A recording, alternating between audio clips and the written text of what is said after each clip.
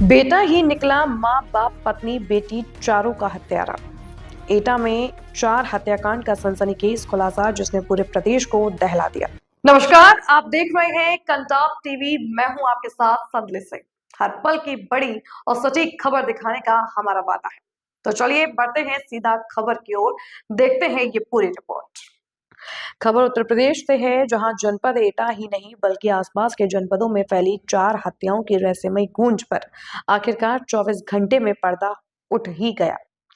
एक तरफ जहां लोग बेबस पिता समझ रहे थे, वहीं निकला खून का प्यासा दरिंदा। कोतवाली नगर थाना क्षेत्र के नगला प्रेमी में कलयुगी बेटे ने ही अपने माँ बाप, पत्नी और मासूम बेटी को बेरहमी से मौत के घाट उतार दिया। पूरे वारदात की जानकारी देते हुए अलीगढ़ रेंज डीआईजी प्रभाकर चौधरी ने प्रेस वार्ता कर दिल दहला देने वाली घटना का खुलासा किया है, जहां बेटी की शादी मौत की वजह बन गई। आरोपी की बेटी की 11 फरवरी को चंडीगढ़ में शादी होनी थी, जहां लड़के वालों को 4 लाख रुपए भेजने थे, लेकिन पैसों का कोई इंतजाम नहीं था। पत्नी द्वारा बार बार पैसों की व्यवस्था करने को लेकर घर में तनाव बढ़ता गया। आरोपी दोपहर में आया, खाना खाया और फिर खून की होली खेली। आरोपी ने कबूल किया कि वह दोपहर में घर आया था। खाना खाने के दौरान पत्नी से कहासुनी हुई। गुस्से में अंधा होकर उसने पहले पत्नी, फिर बेटी और फिर माँ बाप चारों को ईंटों से कुचलकर निर्मम हत्या कर दी। इस पूरी वारदात को सीसीटीवी ने खोली, कातिल की पोल खोल दी। पुलिस ने जब पड़ोसियों के सीसीटीवी कैमरों को खंगाला तो आरोपी की सच्चाई उजागर कर दी गई। घटना को छुपाने के लिए आरोपी खुद ही वादी बनकर पुलिस को गुमराह करता रहा, लेकिन जांच में वही निकला 4 हत्याओं का गुनहगार। वारदात को अंजाम देने के बाद शहर से मैनपुरी रोड निकलकर खुद की भी एक्सीडेंट करना चाहता था, आत्महत्या। बेटी द्वारा घटना की जानकारी देने पर दोबारा पहुंचा था घटनास्थल। कोतवाली नगर थाना क्षेत्र में नगला प्रेमी में कल लगभग 2:30 बजे 4 लोगों की हत्या से इलाके में मच गया था हड़कंप। पूरा मोहल्ला सहमा, हर आंख नम और हर दिल दहला हुआ था। जिस बेटी की शादी की तैयारियां चल रही थी, उसी बेटी की पिता ने चिता सजा दी।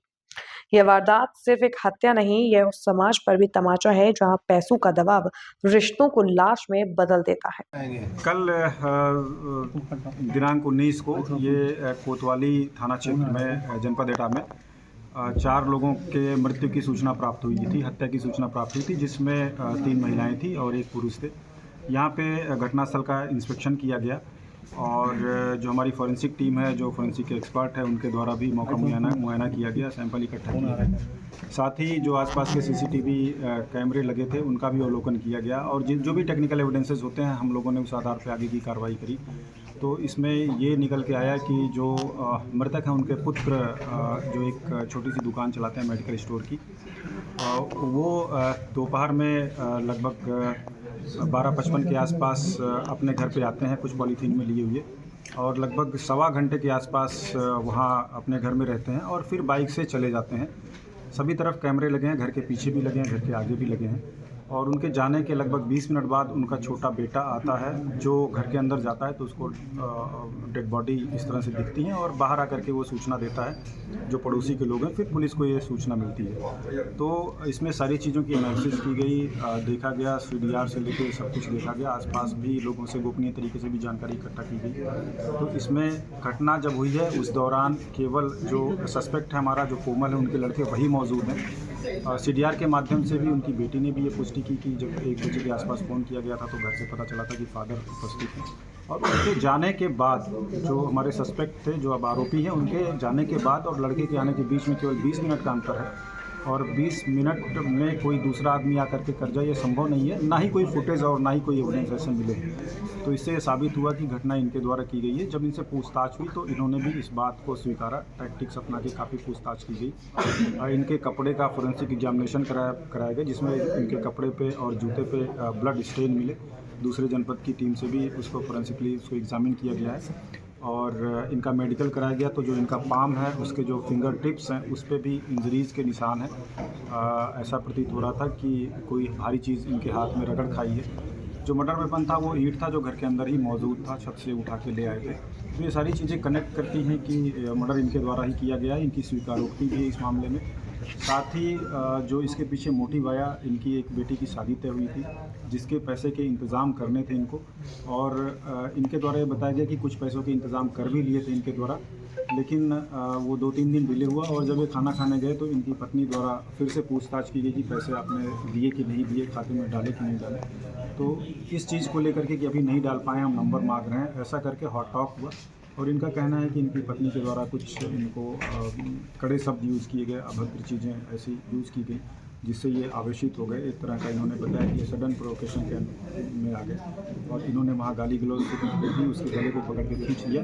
उस समय इनकी बेटी भी दूसरे कमरे में मौजूद थी, वो भी आई। लड़ाई झगड़े की स्थिति उत्पन्न हो गई, दोनों को इन्होंने गिरा दिया था। फिर ये छत पे आराम से चले गए टहलते हुए और ईंट लेकर के आए और एकाएक इन्होंने 2-2, 3-3 ईंट मार दी। फिर इनकी जो मदर थी वो चिल्लाती हुई आई, शोर करने लगी, तो इन्होंने मदर के सिर पे भी एक बार कर दिया।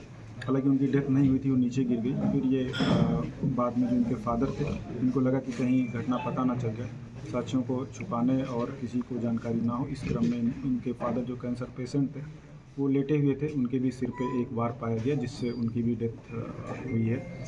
और फिर ये घर से निकल गए। उसके 20 मिनट बाद, जैसा मैंने पहले बताया, इनका बेटा है, उसने इस घटना की सूचना दी। जाने के बाद ये अपने दुकान पे गए, वहाँ से 500 रुपये लिए और फिर टीपी नगर पेट्रोल पंप के पास 300 रुपये का इन्होंने पेट्रोल डलवाया। इनका ये कहना था कि ये स्वयं सोच रहे थे कि आगे जाकर के ये भी कहीं एक्सीडेंट होकर अपनी जीवन का समाप्त कर लेंगे, लेकिन इसी बीच इनकी बेटी का फ़ोन गया कि कुछ घटना हो गई, तो ये वापस आ गए। और जो भी इनके द्वारा रिकॉर्डिंग की गई थी, सारी चीज़ों को बहुत माइन्यूटली हम लोगों ने एग्जामिन किया है।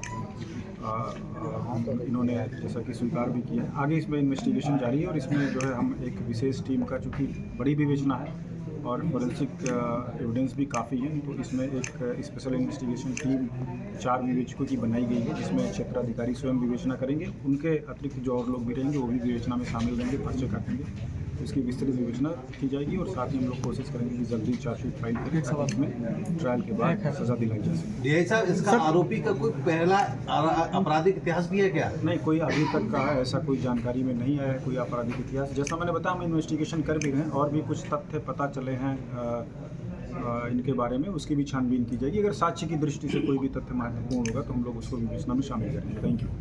फिलहाल इतना ही इस खबर में। हर बड़ी और छोटी खबर की सटीक जानकारी के लिए बने रहिए कंटाप टीवी के साथ। आप देखते रहिए कंटाप टीवी, खबरें जो सिर्फ दिखाई नहीं जाती, असर भी करती हैं। नमस्कार।